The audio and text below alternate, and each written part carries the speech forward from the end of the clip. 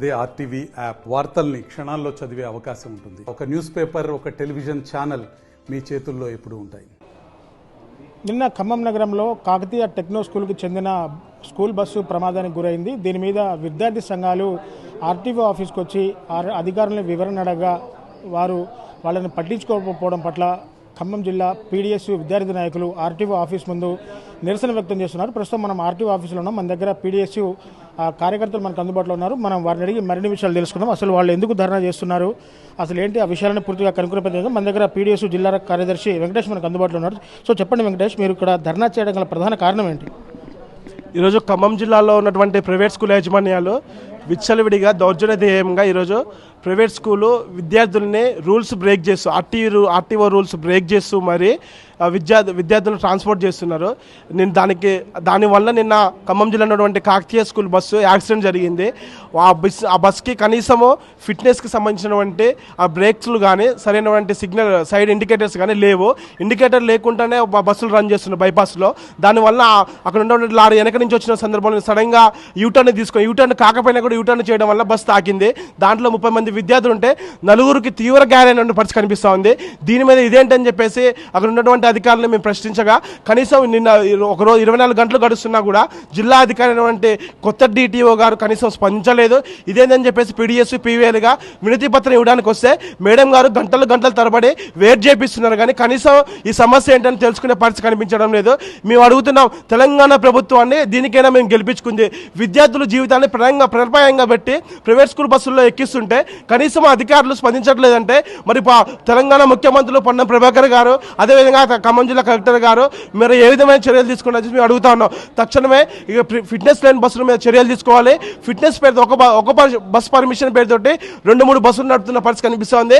అటువంటి స్కూల్ యజమానుల పైన క్రిమినల్ కేసులు పెట్టాలని, అదేవిధంగా నిన్న జరిగినటువంటి యాక్సిడెంట్లో విద్యార్థులకి మెరుగైన వైద్యం అందించాలని చెప్పేసి కూడా మేము పీడీఎస్గా డిమాండ్ చేస్తున్నాం. మేము 4 గంటలుగా ఇక్కడ వెయిట్ చేస్తున్నాం. చూసుకుంటే వినతి పత్రం రాసుకొని మరి వచ్చాము సమస్యల మీద. కనీసం మేడం గారు స్పందించకపోవడం అనేది శోచనీయం.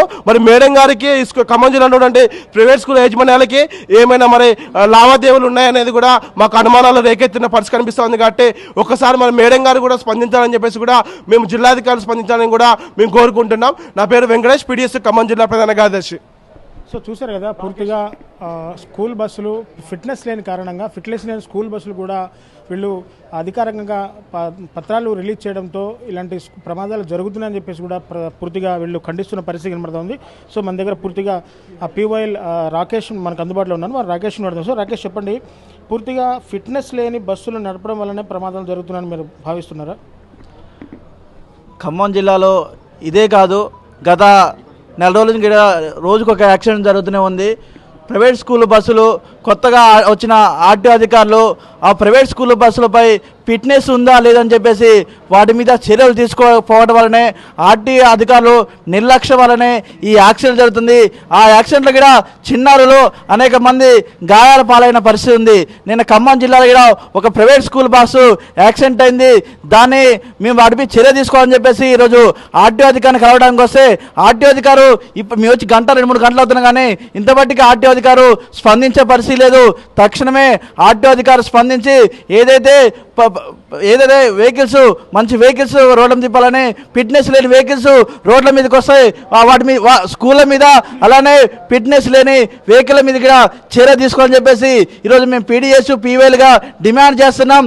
లేని ఎడల పెద్ద ఎత్తున ఉద్యమాలు చేస్తామని చెప్పేసి అవసరమైతే ఆర్టీఓ ఆఫీస్ కూడా ముట్టడిస్తామని చెప్పేసి కూడా ఈ సందర్భంగా మేము తెలియజేస్తున్నాం.